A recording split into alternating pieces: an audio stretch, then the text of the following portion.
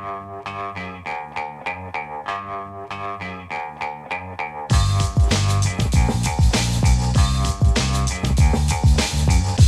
Lehrer on WNYC. We'll talk to business and economics reporter and CUNY journalism professor Greg David now about two big things. Greg and one of his star CUNY students have an article in the City Reporter titled Inside New York City's K-Shaped Economy. We'll explain why K-shaped, and you can figure out where you are on that letter of the alphabet. And we'll get Greg's take on the turmoil in the bond market and Treasury Secretary Scott Bessent's aggressive response after the national debt hit $40 trillion last month. This has huge implications for inflation, potentially, for Medicare and Social Security solvency, potentially, and more. On the K-shaped economy, that means one line is going up and one line is going down, right? That top line in the K is the city's uber wealthy, the city's top 1%, or about 40,700 millionaires. And they capture 53% of all income growth in the city over the last 5 years.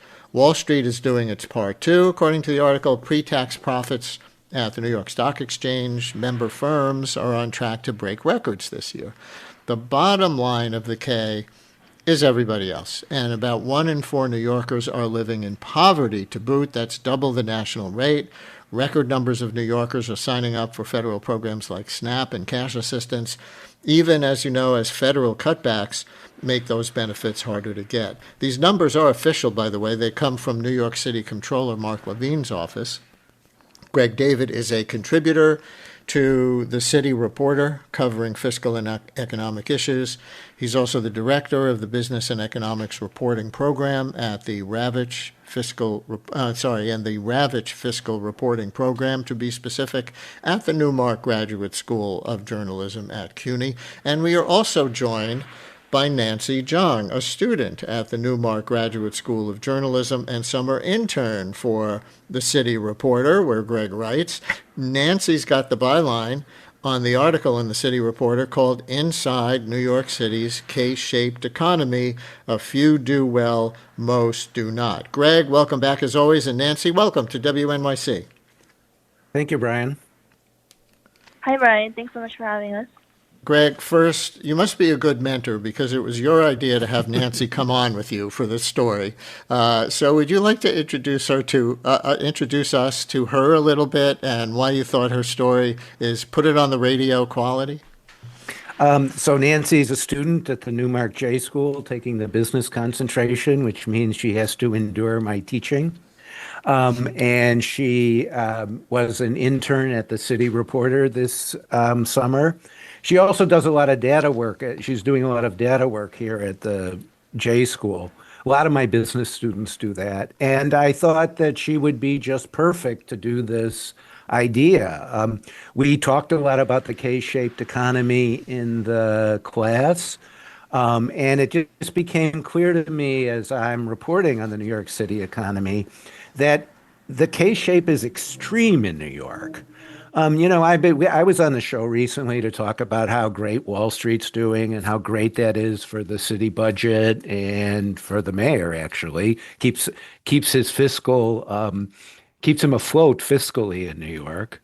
But it became increasingly clear that there was a whole nother story we needed to tell here. And with Nancy's data skills, I thought she would be the perfect person to do it. And she did all the heavy lifting for this piece. Cool. Nancy, you want to introduce yourself a little as you go through grad school in journalism?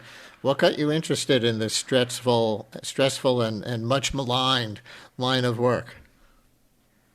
Well, I think data journalism is a really great entryway into journalism, especially if you want to look at things from a much bigger lens. I'm interested in covering things from a systemic and investigative viewpoint. So I thought that data journalism was just like a calling for me. I'm a student at Craig Newmark, which has been a really great experience so far. And this past summer, I spent a lot of time at the City Reporter covering stories from a data lens. This specific story really called out to me. Like Greg said, the K-shape in New York is extreme. And I'm sure it's quite large in other metropolitan cities across the country as well. But in New York City, it's definitively one of the largest in the country. You want to start putting some of the numbers as a data reporter on that description of an extreme K-shaped economy in New York? Yeah, of course. So what you started off with, so millionaires have captured an overwhelmingly large proportion of income growth in the last few years. So not the last 5 years. We actually don't have that data just yet. So we don't have the 2025 and the 2026 data, obviously, since the year has yet to conclude. But we do have 2019 and 2024. So in those 5 years, millionaires and billionaires have captured 53% of all income growth compared to 47% for everybody else. So that's 99% of New York City's population. And the numbers get, well, they're not great for everybody else. If you read the story, poverty is on the rise. More and more New Yorkers have had to apply for cash assistance. New Yorkers are losing SNAP benefits. They're losing Medicaid as a result of new governmental restrictions imposed upon them. But meanwhile, the wealthy are doing really well. For example, the housing market has boomed overall in terms of luxury sales. So luxury homes that cost $10 million, $20 million, that market is doing exponentially well. There's been a 39% growth in the last year from 2025 to 2026. But the overall housing market as a whole has slumped, actually. So the average New Yorker has found it extremely difficult to do stuff like own a home, to put food on the table, while the top 1% of New York is doing better than ever. And you can see that in the stock market as well. The stock market we've projected that stock market profits are going to reach record highs, pretty much the highest that it's ever been in decades. And listeners, you can call in and tell us how you're feeling about experience personally, or have questions about this extreme K-shaped economy in New York City. 212-433-WNYC, 212-433-9692. Call or text 212-433-9692 with any experience or question or comment about what Greg David and Nancy Jiang are describing here. Nancy, by the way, just so we're clear on terms, when you refer to millionaires and 40,000 millionaires in New York City, by millionaire, do you mean somebody who's got $1 million to their name, or people who take in $1 million income in 1 year? So a lot of this data, like you said, it's based off of comptroller reports. So to be more accurate, the exact top 1% delineation, it's a little bit closer to less than $1 million. The most recent report that I looked at was approximately, I want to say it was about 910,000. So that is the delineation. So that is of the top, 1%. the bottom of the top 1%. Yeah, Brian, but Greg, that's people. Brian, that's it's income. per year. It's income in a Right. year. Also, Nancy, why don't you tell them about the last chart in the package, which is the one about what industries you have to work in to be able to raise a child in the city. I thought that was one of the most compelling charts we did. Yeah, so obviously this story encompasses much more than just income. It's a story about the quality of life for New Yorkers and what New Yorkers are able to afford. And the most startling chart for me in this story is definitely the "Can you afford to have children?" chart.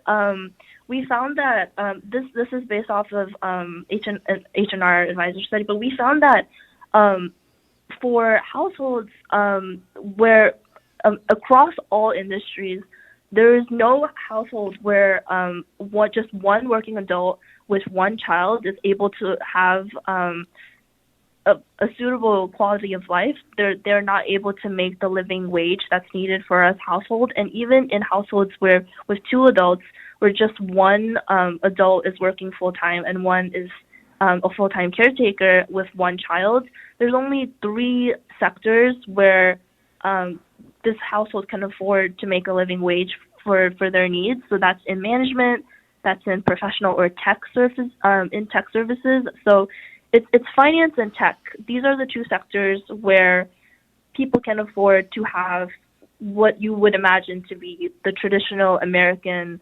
lifestyle.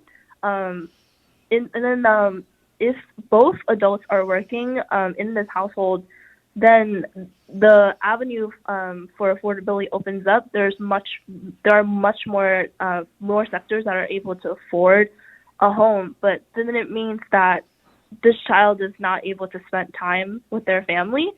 It might mean that they have to outsource that care to daycare or whatever it might be, but it's not usually the typical American household that people imagine from like the 40s or the 50s.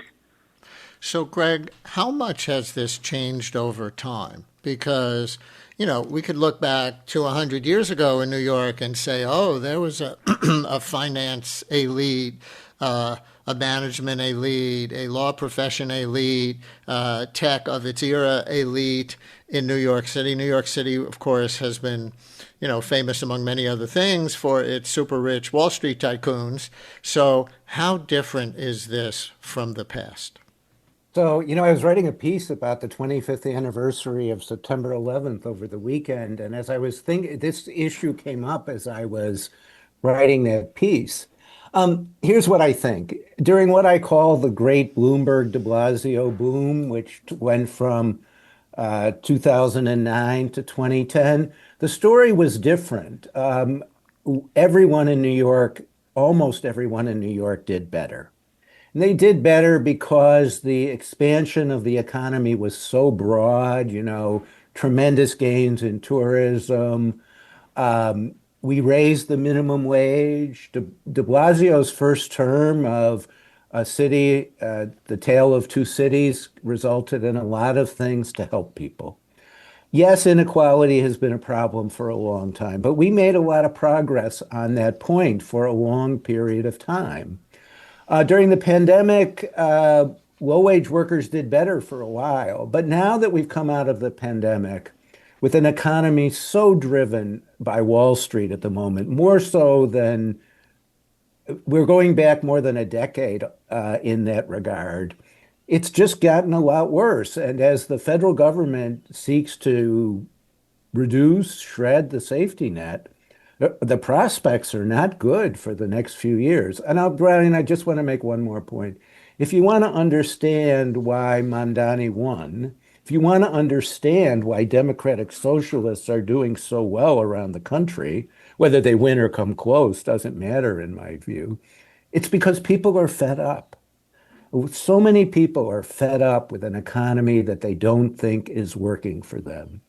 And when Trump's Treasury Secretary says, oh, he's tired of the K-shaped story, it's not true anymore, which is not true nationally, but definitely not true in New York, I think he's just sending another message. Those of us who are at the top don't care. And I think it's reverberating in lots of different ways, especially politically. Nancy, do you have anything on where New York fits in nationally in the K-shaped economy, this inequality economy? Certainly there's a lot of urban poverty in a lot of cities, and the elite do well in a lot of cities. Can you contextualize New York and, compared to LA, Chicago, Philadelphia, Houston, Miami, the other major metropolises, sort of in general as a group? Yeah, of course. I do think that, like I said, New York definitely has an extreme K-shape, and we are the primal example for what is happening across the country. We are the first place where you'd be able to see it, primarily because, well, like Greg said, the financial markets are doing so well, and we are the financial capital of the world. So of course, our K-shape would be extreme. Something that I want to talk about is because we're seeing it. New York is the shining example of this K-shaped economy. We're also the first place where we're seeing middle class wages squeeze like this. So one of the most important parts of the story for me is what Mohammed Obaidi, the economist at the New York City Affairs, said about how middle class wages are being squeezed. So middle class New Yorkers have saw a decline in their hourly wage growth in the last few years, while the top 1% have captured nearly all income growth. It means that the middle class is essentially, he said, almost disappearing. But I would argue that in the last 2 years, I'm sure that it feels like it's essentially the middle class has disappeared entirely. And you can also see that in the job growth and the income distribution of the jobs that are now available, is that these higher jobs, they're coming in at a really slow pace. They're really far and few in between. It's really difficult for people to make a living at this very high standard. And all these jobs that are coming in are essentially just middle wage or low wage labor. It's a very tough economy right now for everyone. I'm sure that people are feeling it really intensely. And it's extremely difficult in New York City, but the same applies for cities like Houston, for LA, maybe at a smaller scale. But I do think that at the pace that things are going, that it will be felt as intensely eventually. Around the country. Around the country. Before you go, Nancy, does your article at all get into solutions or maybe competing proposed solutions for, putting a different, I don't know what letter of the alphabet would indicate a healthier economy than the K, which shows that one stripe going up, the, small percentage at the top, and everybody else in the stripe going down in the letter K. But is it, Momdonomics? Are there other ways that people are proposing to address this? Do you get into that at all, or just the analysis of where we are? The story doesn't go into solutions. I think maybe the shape that would be a good solution would be the O-shaped economy. That's my take on that. But the story doesn't go into solutions. I think that's a little bit beyond our scope as journalists. But Nancy, I disagree. Professor, go. People should keep watching the city. That's a big topic for me, and I'll be writing a lot about it. I have been writing a lot about it. We'll continue to write a lot about it. All right. Greg, we booked you to talk about your and Nancy's article on the city's K-shaped economy. And by the way, Nancy, I love that O-shaped economy as the ideal, a well-rounded economy, right? But since we planned this segment back to the middle of last week, we have since had this big news break about the national debt hitting $40 trillion and the market's intense reaction and implications for us all. So we're going to keep you, Greg, over the break and turn to that. We thank Nancy Jiang, Newmark Graduate School of Journalism, CUNY J School student, and author of the article in the City Reporter called Inside New York City's K-Shaped Economy. A few do well, most do not. Nancy, thank you. Great job, and good luck as you finish school and get more out there. Thank you so much. Thanks so much, Brian.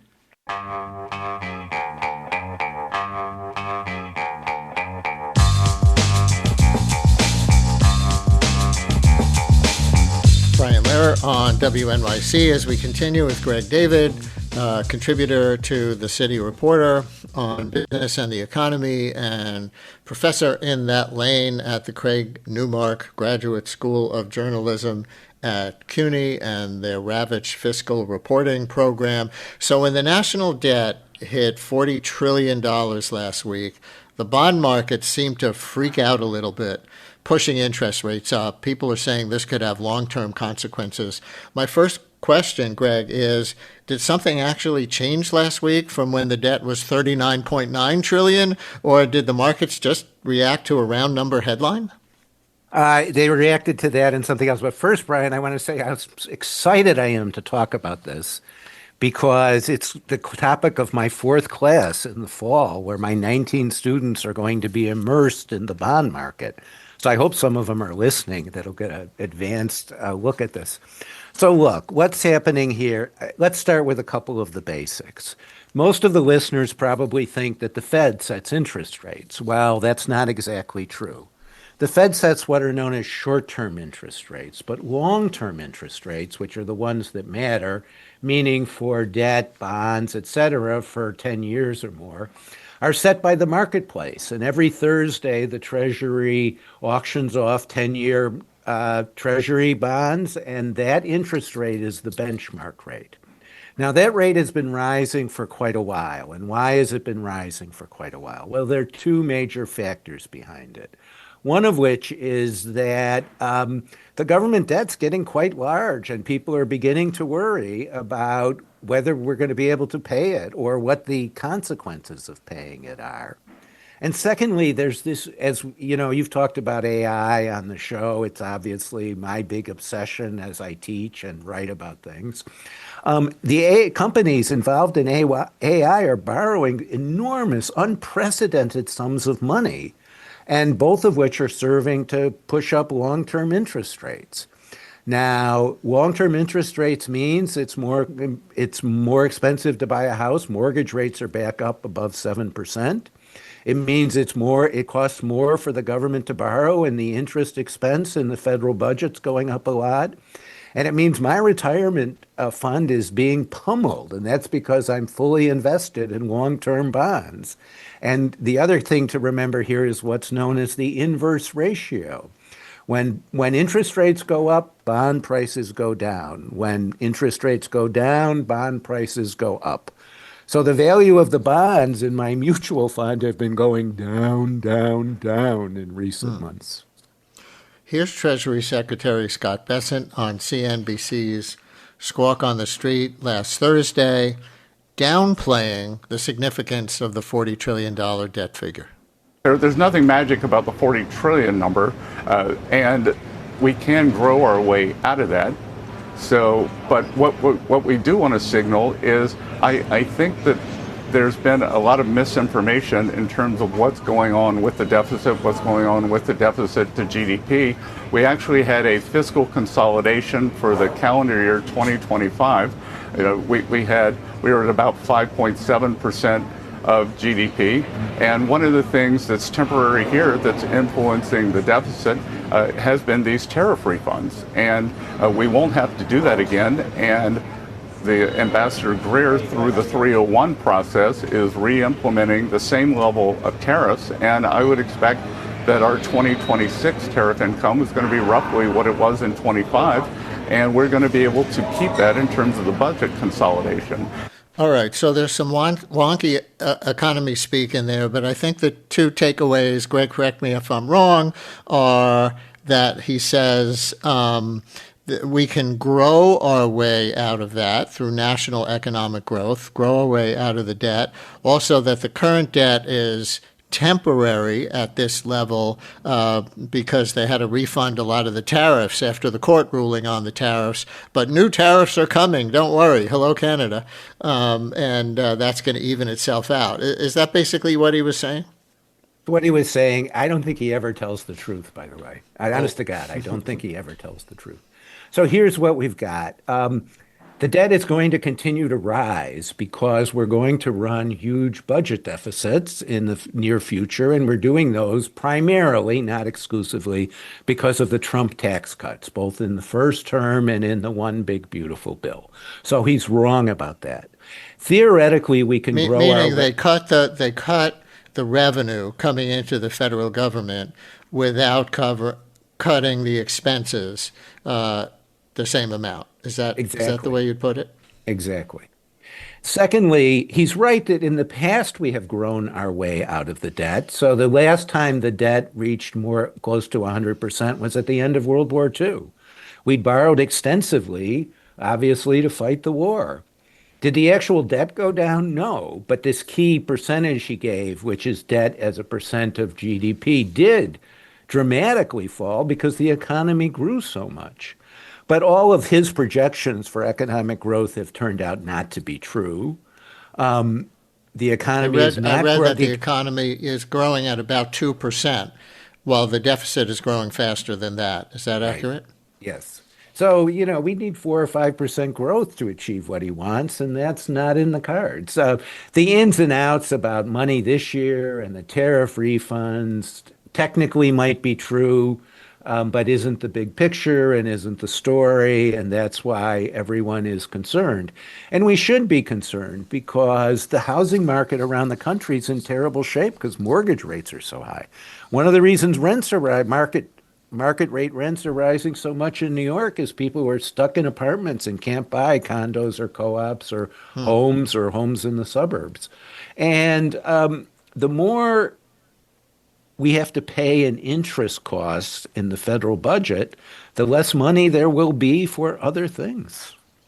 So, solutions before you go, or competing solutions, because people always come back to saying Social Security and Medicare, though we don't like to say it, are the biggest expenses. And so what are some options for balancing the budget without breaking promises to the current and future generations of retirees?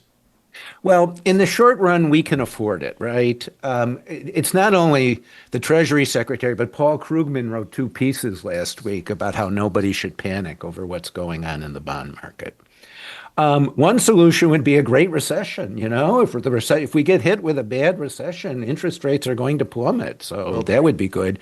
Personally, I need a great recession. But people are going to lose their jobs like crazy true. if there's a great recession. But I'll be in the 1% that does better because my retirement fund will go up. But we need, what do we do? But therein, what and I know you're not rooting for that, but therein lies some of the tension in any economic policy, right? Push here, it comes out the other side. Some people gain, some people get hurt. Absolutely. So what we need to do, we need to restore revenue to the federal government. And the question is, will there be the political will to do that? There's no doubt the Democrats are now completely behind major tax increases on the wealthy. Both obviously that's happening throughout the country at the state level, and certainly will be a key, maybe the top priority for Democrats if they reclaim Congress or the presidency in 2 years. Whether those tax increases will be sufficient or need to be much broader, we will see. It's like I've been watching these commercials by Waller, the Republican congressman in the swing district where I live north of New York City, and he's trumpeting the tax bill which cut taxes on tips and overtime and increased the SALT deduction. I think to myself, these were all bad policies, and are we ever going to do anything about it? So they're all bad policies because why should we cut taxes on tipped workers and not on home health care workers who make the same amount of money? And so I just wonder what the extent of the political will is. At some point, there will be a crisis. Britain has faced this crisis in the past where people won't buy the bonds, and that creates a huge crisis. Are we there tomorrow? No. But are we there in the future? Maybe. Greg David teaches at the Craig Newmark Graduate School of Journalism at CUNY and contributes reporting to the City Reporter. Thank you for this bracing appearance. Thank you, Brian.